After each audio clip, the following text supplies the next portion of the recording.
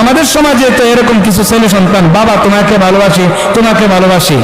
তো এই বাবা হঠাৎ করে তার ছেলেটার আদেশ দিল, বাবা তুই যেহেতু আমার ভালোবাসোস, এখন আমি নামাজ পড়া ঘরে গরুর কিছু ঘাস রাখছিলাম, এই ঘাসগুলো দিলাম, তো বাবা তুমি এক কাজ করো, টুকরি নিয়ে, টুকরি ছিলেন তো, শর্ট করে বলতেছি, তো আমরা মুখে রেখে বলি আল্লাহরে ভালোবাসি, নবীজিকে ভালোবাসি, কিন্তু আল্লাহর আদেশ মানি না, নবীর আদর্শ গ্রহণ করি না, তাহলে এটা যেমন ভালোবাসা না।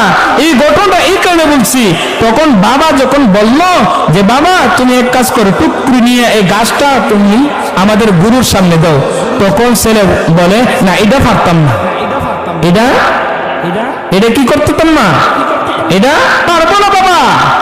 তখন তো বাবা মনে মনে কষ্ট নিল, আরে আমার ছেলে যে বলছে আমারে বলে ভালোবাসে, এখন আমার কথা দিয়ে মানে না, তো এটার নাম কি ভালোবাসা হইল?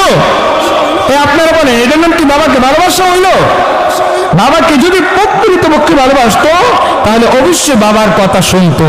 তা আমরা মুসলমান, আমরা সকাল সন্ধ্যা বলি আল্লাহ এবং রাসূলকে ভালোবাসি, নবীর আদর্শ আমার